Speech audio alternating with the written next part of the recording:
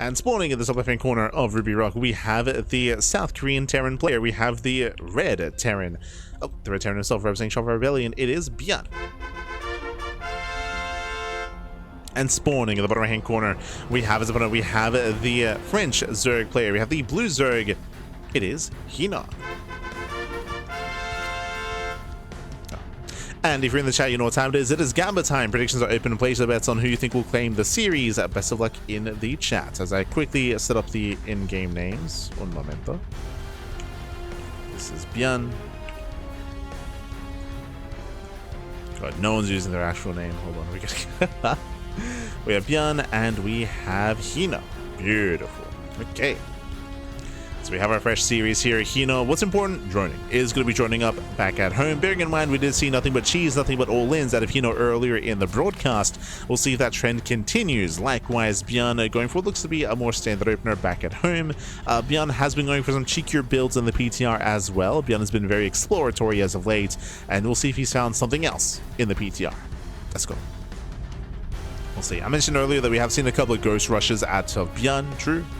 We have seen them sprinkled in from during the past, week, 2 weeks of play.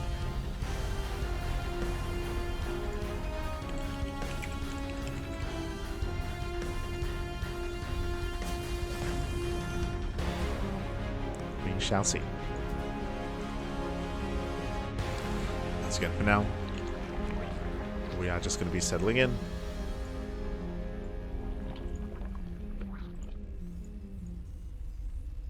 And so far, standard opener, hatch gas pool. Okay, Unlike previously, this time he does go for a standard opener, at least for the time being. Eyes going to be open to see if hinO does go for excess gases, if he even goes for link speed, if he goes for an earlier Roachborn, earlier Bane Nest. We'll keep an eye on hinO's tech of choice. Meanwhile, welcome to Ruby Rock. This is a smaller map of the map pool, shorter rush distance by ground. Aggression is favored on this map, and we typically lean towards Terran players on Ruby Rock just because of how active and aggressive they can be on this map, and that's what we expect out of ByuN. True. It'll be up to hinO to keep up, to defend, to minimize losses, to keep pace with the Terran. And we'll see if he can keep pace.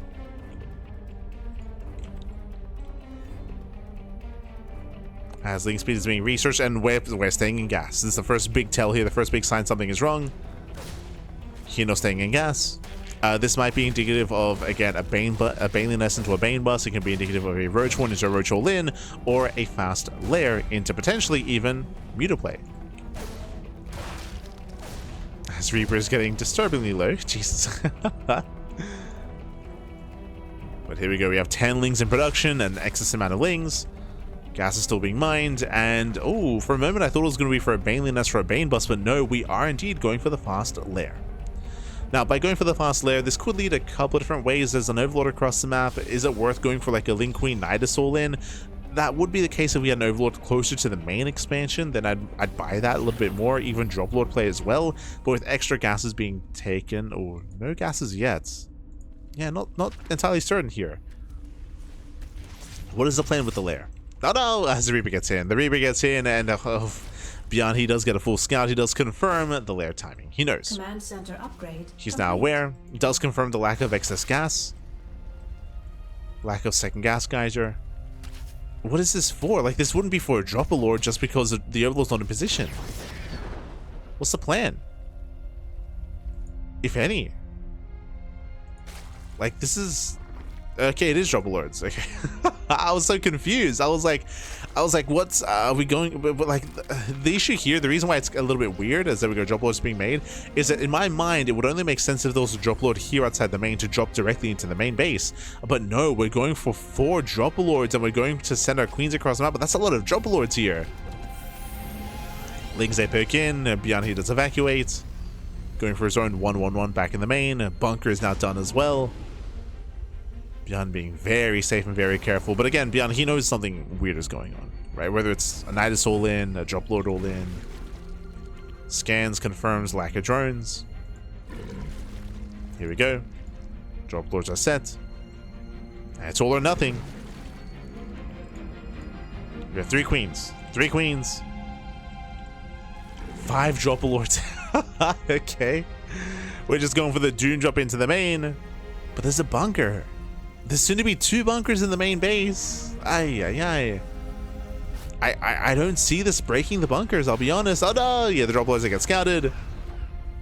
One of the drop loads gets very low. Ooh, the full wall is solid. Yeah, solid wall up here. We do go for the mass unload. 1 drop load goes down. Massive pickup. Queens, they cannot spread creep. There's no transfuse. Yeah, no transfuse. Every queen goes down. And ByuN is holding. Yeah, well played. GG, ByuN. He will take game number 1. Whew. GG.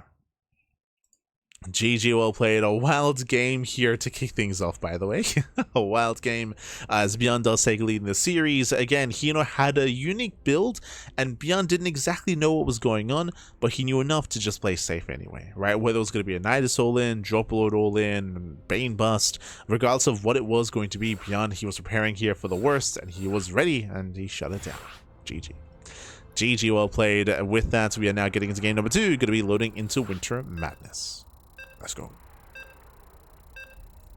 We're loading into Winter Madness here, and we'll see where this series takes us. We'll see what kind of crazy build hinO has for us this time. Again, for those that are maybe unfamiliar, hinO is a hyper cheesy player, so we're expecting this kind of play to continue. Not this build exactly, but more one-base play, more aggression, more all-ins. Those are our expectations for hinO. Oh, as we have flip sides. Lovely. God damn it. Un momento.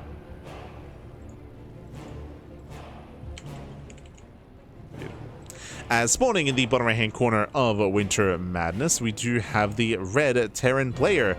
Just fixing up the colors for a moment there as well. There we go. We have the red Terran player himself. We have the South Korean Terran for Shopify. It is ByuN. And spawning in the top left-hand corner, we have his opponents. We have the red Zerg player, the red Zerg player himself, the French Zerg. It is hinO. So let us go as we are getting into game number 2. Bearing in mind, of course, that ByuN does take a lead in the series, and we'll see how our players face off here in our second game. We'll see what kind of build hinO has ready for us. Let's go. Turns out they worse to hide how good they are to how good they can perform with an 8-worker side. Copium, papi, copium. What do you mean? ByuN won. What are you what are you talking about? Won the game.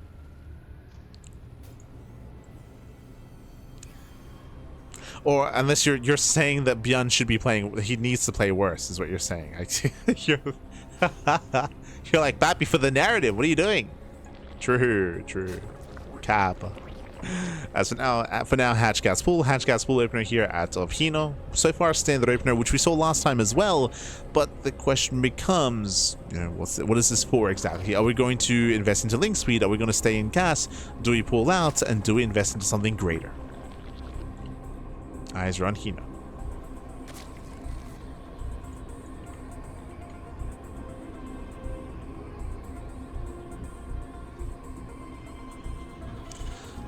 Going to be on hinO here. So far, standard opener out of ByuN, going Rax Expand. So standard opener so far.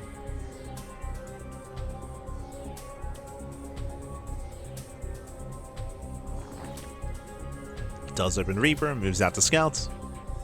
And the first big tell that we're looking for here is, do we get link speed and do we stay in gas? So hinO. Does hinO stay in gas? Does he invest into link speed? hinO, he now exceeds 100 gas, so he's staying in. Link speed is on the way, but he stays in gas just like last time. So last game, this led into a fast lair, into a one base Drop Lord all in. This time, we do see the Overlord once again is actually deviating here. Okay, if we start making our way towards the right hand side, this could be a setup for a Nidus Worm. If this is to be a lair. So for now, we're just going for the pillar. For now.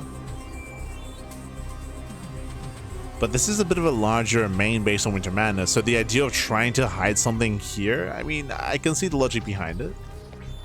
There's that lair. So it's a 320 lair timing, and again, we're still mining gas. So if we take extra gas geysers, that's a sign of further tech, so that would be a sign of Muta play or Hydra play, like one or the other. If we stay on one gas geyser, then again, that's a greater sign of maybe like Lords again, or a Nidus Worm, or a Baneling Nest with a Bane Bust. That'd be the other option. Oh, well, we wouldn't need a lair for a Baneling Nest though. Yeah, I mean, true. Oh. Second gas. Third gas. Baneling Nest. That threw me off a little bit. But going for extra gas geysers here, are we going 2-base Muta? 4 gases. Okay. Show us a Spire. Technically, this could be a Hydra Den as well, and it could be 2-base Hydra. That is a build that Shin, Solar, and the other Korean Zerg players have been playing around with. But I don't know if hinO is one to embrace that style. Layer is complete. Ooh. Hellions are good for the dive. They confirm there is droning going on. They confirm all the gases. Big scouts, big tail. There it is. 2-base Muta. 2-base Muta out of hinO. Again, ByuN, he saw the gases, which is a massive tell, by the way. He didn't see the gas geyser, but he saw the workers mining gas. So he knows. He knows that there's at least 3 gas geysers for the Zerg player. He also saw the fast layer as well. So everything that he's seen here screams either, again, 2-base Hydra or 2-base Muta. And 2-base Muta is a more common build. Much more common. That should be in the forefront of ByuN's mind. Hunts down the Overlord, even for oh god, even does cause the supply block. Ay. Brutal supply block. 4 Overlords on the way. Feels bad, man. Feels bad. No, it's the Viking.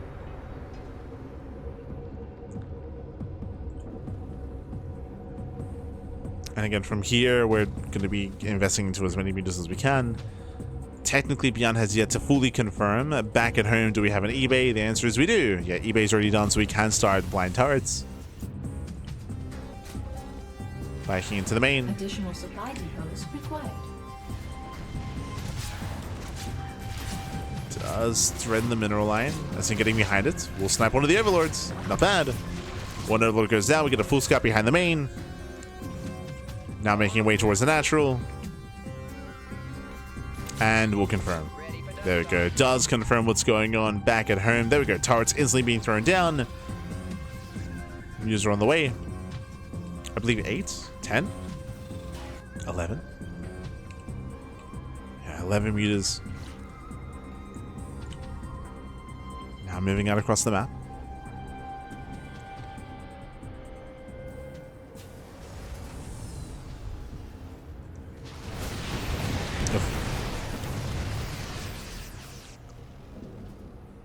Get across, they will threaten. So far, ByuN is keeping up.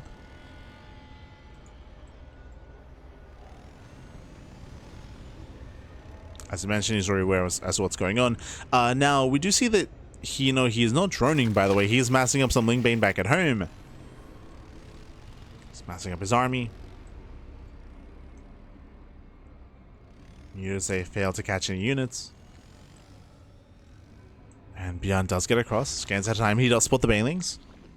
ByuN is aware. Tank will siege. Can we protect the tank? Ooh, tank is going to be focused down. Nice pickup. It does get one. And Banelings, they just cannot quite connect. And then Hellions. Other than Hellions. Nice stutter stepping. Nice control. ByuN, he will almost clean this up. Almost all the Banelings. And ByuN pulls away. And he pulls away back at home. He does have a second army. We'll lose the medevac. Should lose both. But my big concern here is the droning. hinO, he doesn't really have much saturation here. He's making a lot of Zerglings, making a lot of Mutas. It looks like hinO wants to commit. Looks like the goal here isn't just to defend, it's to attack. Back at home, no bunkers. True, there's no bunkers. A bit of a weaker defensive setup here for ByuN. hinO might have a chance. So ideal situation is we bait out the Marines. hinO, he baits out the Bio Army, baits out the Marines at the same time. Oh, ByuN gets into the natural. The drop? The drop got in. Yeah, got into the natural. 9 drones going to be going down, distracting hinO. And ByuN is buying so much time here. hinO's been crippled. 41 workers, barely an economy. And hinO's all in. hinO's all in. Now ByuN just has to hold, just survive, defend. Can we hold, Pappy? Can we hold? How many? 3 tanks. 3 tanks. Decent spread. A limited SimCity. God, that's a lot of banelings. ByuN is aware. And ByuN does scout. He's fully aware. Does kite back. So far, so good. Yeah, does kite behind the tank. Now target firing as well. Very nice focus firing. Picks up the bio. Will bleed out a couple of SCVs. ByuN is trading very efficiently here. So many tank shots going off. So many banelings go down for almost nothing. Almost nothing. GG. GG. With that, the aggression fails, and ByuN will claim the series 2-0, advancing on to the grand finals. GG. Whew. GG, well played, ByuN. He will survive the aggression of hinO. Some diverse play, of course. Game 1 going for a crazy 1-base drop lord build. Game 2 going 2-base Muta. But again, what's important is the scouting. ByuN was able to more or less confirm what was going on. Game 1, he didn't scout the build exactly, but he was able to confirm that an all-in was coming. And he defended. He was able to defend in time. Likewise, Game 2, he confirmed that tech was coming, right? Saw some higher tech, and then eventually confirmed the Spire itself. Got a full scout. GG. GG, well played. And with that, ByuN will claim the series, and we're getting ready for the grand finals. It's going to be a best of 5. Best of 5 between ByuN and Shin. Oh boy. But before I get ahead of myself, we do have something special in store for you here. Okay, here we go. As always, with every single week, sure, we have ByuN and Shin getting ready for us, but we also have the raffle to conduct as well. La rifa, papi, la rifa.